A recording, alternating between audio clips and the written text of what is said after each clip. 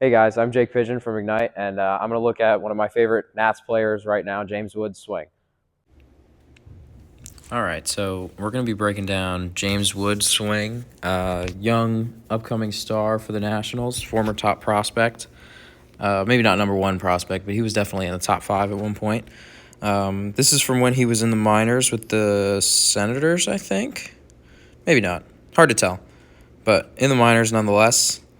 We'll go through some of the things that James Wood really does very well in his swing. The first thing to address is the first thing we always address at Ignite, is the forward move. You can see how it sort of loads back here to start, and then from right here, we'll draw, that's a circle. We'll draw a line, and we will see how far away from that line James Wood can get with his hips as he starts to move his hips forward to start his swing. When that foot hits the ground, look at how much space he has created away from that line with his hips. Even more, actually. I didn't quite get his foot all the way down. It's not about how much he moves forward. It's more about just that he does actually move his hips forward and does it early enough so that he has time to swing. Something that Wood is doing here that maybe we wouldn't really want a hitter to do is his head is like kind of in front of his belly button a little bit. That's a bad line. Head just a little bit. It's probably in a good line here. It's not going to really mess him up too much, but typically we want that hips and like belly button to be a little bit either even or out in front of the head, so the head stays back. Probably, ideally, if his belly button is here, we want his head to be back like there a little bit. But overall, pretty good forward move, lands very firm. For someone who hits the ball as hard as him, something that will certainly be very good, and we can notice it here, is his separation. Level 3 is the rotation of the pelvis and like how you separate away your hips from your shoulders. And you can see here his hips have already started to open up a little bit over here with his chest still pointing away, almost back towards the catcher. This creates a whole lot of stretch for him to then, through his core, really bring his shoulders around really quickly with his hands trailing behind, right? His hands don't get too far out in front of his turn. And something that I like to talk about a lot is hitting the ball with your turn and not really with the hands like extending out. And that's something James Wood really does here. You can see he's still turning right at contact and all the way through.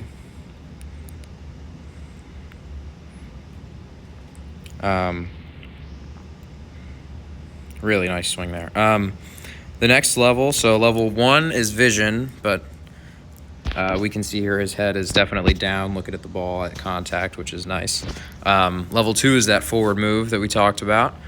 Level 3 is the hips sort of being able to separate and create a stretch to allow for level 4 to pull the rib cage and the shoulders through the swing while keeping the hands behind it so that we don't cast our hands out at the ball and not really hit the ball with our turn. James Wood, like I said, does a really good job hitting the ball with his turn rather than his extension.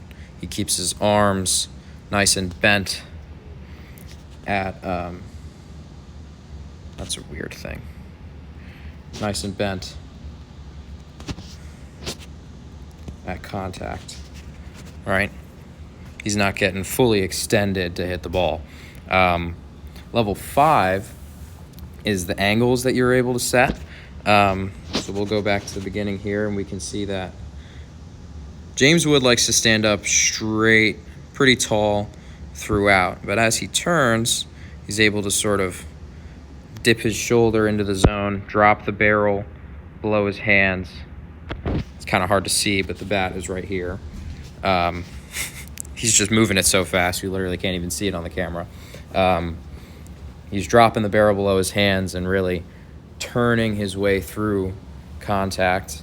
And then level 6 is upper body. He's got a great upper body. We talked about has his arms staying bent, and that's sort of a big thing for level 6, and that's something that a lot of younger kids really just don't need to worry about. But when you get older and you need to start adjusting to pitches mid-swing, having a good upper body that doesn't really get too extended through contact will help you consistently hit the ball more. James Wood is a super tall guy who's still able to get to these pitches down at his knees and hit the ball up at his chest. And that's in large part due to his ability to keep his arms in a good spot and not get out ahead of him. So those are just some things James Wood does really well.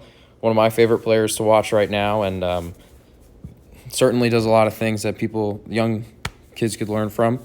Not everybody's going to be 6'7", but he does a lot of things well that regardless of his height, he would still be a pretty good player. So thanks for watching. Go Nats. Thanks so much for watching, guys. If you want to sign up for a lesson with Coach Pigeon, you can do so on our website, ignitebaseball.org. Have a great day.